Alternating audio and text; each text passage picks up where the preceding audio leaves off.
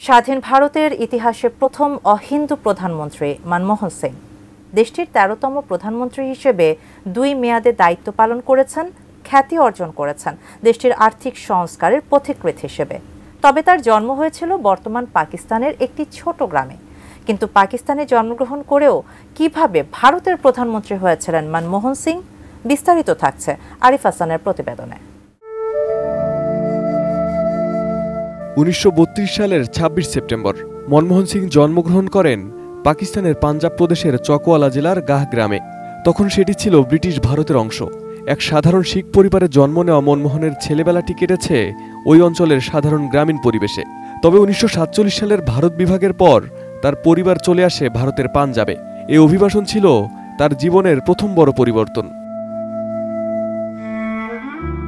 মনমোহনের শিক্ষা জীবন শুরু হয়েছিল চণ্ডীগড়ের পাঞ্জাব বিশ্ববিদ্যালয়ে। ডিজাইন, এলিগেন্স, বিউটি, সেরা পণ্য সবার জন্য জেভিকো।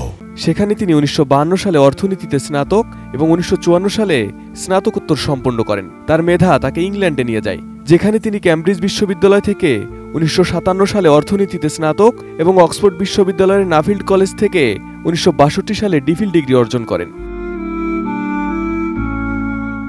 শিক্ষাজীবন শেষে মনমোহন সিং তার কর্মজীবন শুরু করেন জাতিসংঘের বাণিজ্য ও উন্নয়ন শাখায়, যেখানে তিনি ১৯৬৬ সাল থেকে ১৯৬৯ সাল পর্যন্ত কাজ করেন।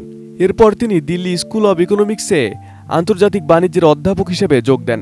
তার দক্ষতা এবং মেধার কারণে তিনি ১৯৭২ সালে কেন্দ্রীয় অর্থ মন্ত্রণালয়ের মুখ্য অর্থনৈতিক উপদেষ্টা এবং ১৯৭৬ সালে অর্থসচিব পদে নিযুক্ত হন। ১৯৮২ সালে তাকে রিজার্ভ ব্যাংক অব ইন্ডিয়ার গভর্নর করা হয়। সেই পদে তিনি ১৯৮৫ সাল পর্যন্ত দায়িত্ব পালন করেন। এরপর তিনি সাউথ কমিশনের মহাসচিব হিসেবে যোগ দেন, যা তাকে আন্তর্জাতিক অর্থনীতির একটি বৃহৎ মঞ্চে তুলে ধরে। ১৯৯১ সালে পিভি নরসিংহ রাওর সরকারের অর্থমন্ত্রী হিসেবে নিযুক্ত হন মনমোহন সিং। সেই সময় ভারত ছিল এক অভূতপূর্ব অর্থনৈতিক সংকটে। মনমোহন সিংয়ের সাহসী সিদ্ধান্ত এবং উদার অর্থনৈতিক নীতি দেশকে পুনরুজ্জীবিত করে। তার মন্ত্রিত্বকালে প্রণীত অর্থনৈতিক সংস্কার ভারতকে একটি বৈশ্বিক অর্থনৈতিক শক্তিতে পরিণত করে। এ কারণেই তাকে ভারতের অর্থনৈতিক সংস্কারের জনক বলা হয়। অর্থমন্ত্রী হিসেবে সফলতার পর কংগ্রেস তাকে রাজ্যসভার সদস্য হিসেবে নির্বাচন করে। ২০০৪ সালে কংগ্রেস নির্বাচনে জয়লাভ করে, কিন্তু বিদেশি বিতর্কের কারণে সোনিয়া গান্ধী প্রধানমন্ত্রী হতে অস্বীকৃতি জানান। মনমোহন সিং তখন কংগ্রেসের সমর্থনে ভারতের প্রধানমন্ত্রী নির্বাচিত হন। ২০০৪ থেকে ২০১৪ সাল পর্যন্ত মনমোহন সিং প্রধানমন্ত্রী হিসেবে দায়িত্ব পালন করেন।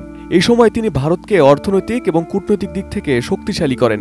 তার নেতৃত্বে ভারত আমেরিকা পরমাণু চুক্তি, গ্রামীণ কর্মসংস্থান গ্রান্টি প্রকল্পের মতো গুরুত্বপূর্ণ উদ্যোগ গ্রহণ করা হয়। ২৬ ডিসেম্বর নয়াদিল্লির all India institute of medical সায়েন্সে শেষ নিঃশ্বাস ত্যাগ করেন ৯২ বছর বয়সী মনমোহন সিং। তার অবদান ভারতীয় অর্থনীতি ও রাজনীতিতে চিরস্মরণীয় হয়ে থাকবে। Arif Hasan, ATN news.